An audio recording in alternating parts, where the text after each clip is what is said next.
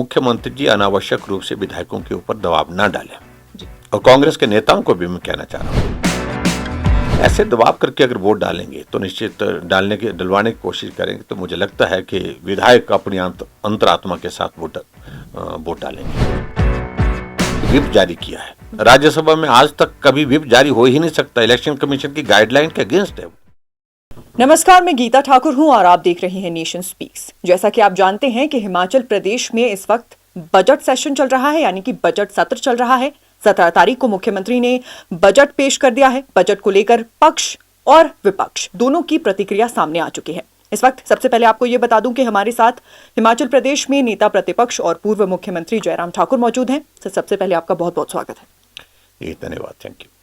Sir, यूं तो विपक्ष बजट को लेकर अपनी प्रतिक्रिया दे चुका है, लेकिन फिर भी अगर आप कुछ कमियों को जो बजट में आपको लगी हों उन्हें सामने रखना चाहें, वो कौन सी होंगी?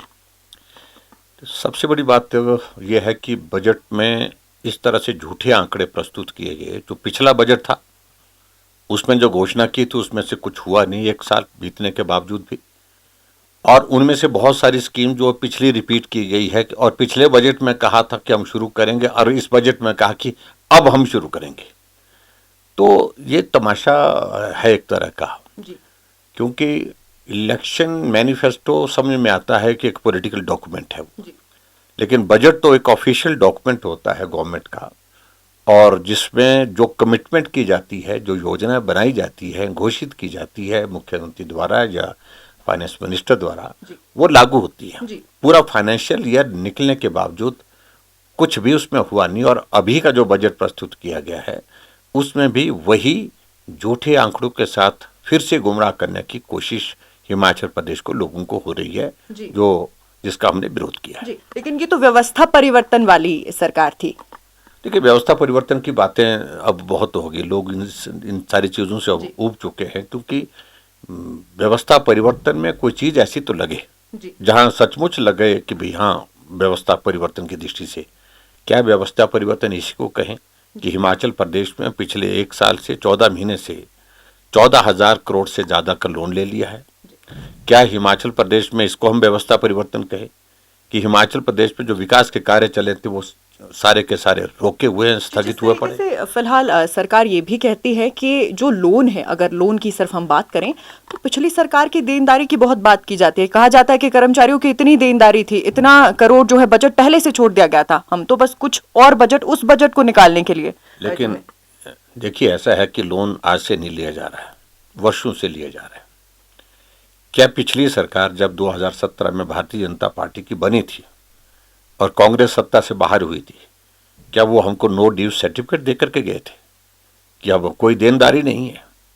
50,000 करोड़ के लगभग ऋण उस वक्त हिमाचल प्रदेश में छोड़ा हुआ, और स्वाभाविक रूप से उस ऋण को अदा करने के लिए, ऋण की किस्तों को अदा करने के लिए और उसके लोन की जो ब्याज की किस्तों को अदा करने के लिए पूर्व में भारतीय जनता पार्टी की सरकार ने 38,000 करोड़ से ज़्यादा का पैसा वापस भी किया। लेकिन फिर भी उसके बावजूद लोन बढ़ता गया है। हमने तो 20,000 करोड़ से भी कम लोन लिया 5 सालों में, यहाँ एक साल में 14,000 करोड़ रुपए। आप कल्पना करिए, अगले साल जब बजट प्रस्तुत होगा तो हिमाचल प्रदेश में लगता कि ये परिस्थिति होगी कि हिमाचल प्रदेश 1 लाख करोड़ के बजट से आगे निकल जाएगी। और इस वक्त सर अगर हम स्थिति की बात करें, सबसे ज्यादा इंतजार युवा सड़कों पर कर रहे हैं। आपने देखा होगा आते समय भी युवा जो है कई दिनों से प्रदर्शन कर रहे थे, और अब तो सरकार के खुद के विधायक जाकर प्रदर्शन में शामिल होने लगे हैं। देखिए, स्वाभाविक रूप से एक साल के कार्यकाल में जब काम नहीं हुए, जिन बच्चों ने एग्जाम दे रखे हैं उनके रिजल्ट नहीं निकाले जा रहे हैं, हाई कोर्ट सुप्रीम कोर्ट के आदेश होने के बावजूद नहीं निकाले जा रहे हैं। और दूसरे इसमें यह भी मैं कहना चाह रहा हूँ कि एक साल में एक भी नौकरी नहीं, गारंटी तो उन्होंने दी थी हिमाचल प्रदेश में 5 साल में 5 लाख, एक साल में 1 लाख बेरोजगारों को नौकरी देंगे। लेकिन नौकरी देने की तो बात दूर की रही, जहां इनके जो हमारे जो बच्चों ने एग्जाम दे रखे थे उनके रिजल्ट निकले तो वही रिजल्ट नहीं निकाले गए। तो झूठ बोल करके, और पिछला जो बजट प्रस्तुत किया उसमें कहा 30,000 नौजवानों को हम नौकरी देंगे। कितने लोगों को दी? 10,000 से ज्यादा आउटसोर्स में लगे हुए कर्मचारियों को नौकरी से निकाल दिया। जी सर, इसके साथ साथ अगर हम अभी की स्थिति की बात करें तो कांग्रेस के कुनबे में कुछ खास तालमेल बैठता नजर नहीं आ रहा। कभी संगठन और सरकार के बीच के तालमेल की कमी सामने आती है और कभी पार्टी के भीतर से ही विधायक जो है विरुद्ध में पत्राचार अपनी ही सरकार से शुरू कर देते हैं। इसे कैसे देखते हैं? मैं इस सारी चीज को ऐसा महसूस करता हूं कि बस अब कांग्रेस पार्टी में अफरा तफरी का माहौल है और निराशा है, हताशा है।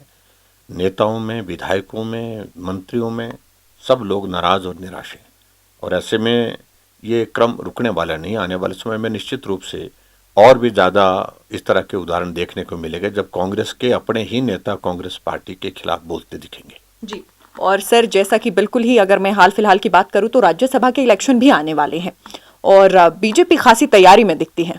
इसे लेकर क्या कहेंगे? तो राज्यसभा का चुनाव तो कल है, कल वोटिंग होगी जी। और उस सिलसिले में अब की बार हमने हिमाचल प्रदेश में अपना कैंडिडेट खड़ा किया है और कैंडिडेट हमारे हर्ष महाजन जी खड़े हैं। और लोकतंत्र में ये मुझे लगता है कि इसको किसी को बुरा भी नहीं मानना चाहिए। मुकाबला होगा और रोचक मुकाबला होगा, अच्छा मुकाबला होगा। और हमने एक ही बात कही है कि मुख्यमंत्री जी अनावश्यक रूप से विधायकों के ऊपर दबाव ना डालें। और कांग्रेस के नेताओं को भी मैं कहना चाह रहा हूँ, जिस प्रकार से अभी मुख्यमंत्री ने सरकार के प्रभाव का इस्तेमाल करते हुए व्हिप जारी किया है, राज्यसभा में आज तक कभी व्हिप जारी हो ही नहीं सकता। इलेक्शन कमीशन की गाइडलाइन के अगेंस्ट है वो इसलिए कि विधायकों के ऊपर दबाव डाला जाए कि अगर आप लोगों ने व्हिप का उल्लंघन किया तो आपकी विधानसभा की सदस्यता समाप्त हो जाएगी, इसलिए।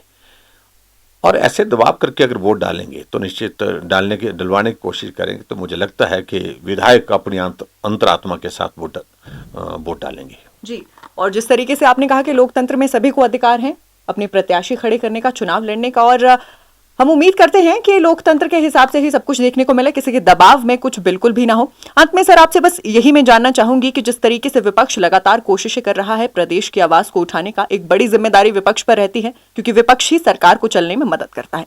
आने वाले समय में कैसे जो है युवाओं की या फिर वो वर्ग जो इस वक्त अपनी अपनी गारंटी पूरा होने का इंतजार कर रहे हैं उनके हक में आवाज उठाई जाएगी? देखिए, हिमाचल प्रदेश के हर वर्ग की आवाज को हम विधानसभा के अंदर, विधानसभा के बाहर उठा रहे हैं जी।